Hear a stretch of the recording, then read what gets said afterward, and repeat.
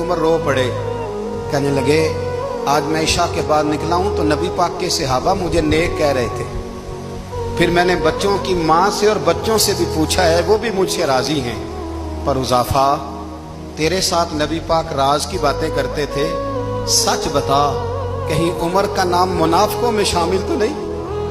सच बताओ, उन मुनाफिकीन में तो शामिल नहीं, कहीं ऊपर ऊपर से तो नहीं सारा कुछ? हजरत उजाफा बिन यमान कहते हैं मैं बाप के मरने पे इतना नहीं रोया जितना उमर के सवाल पे रोया।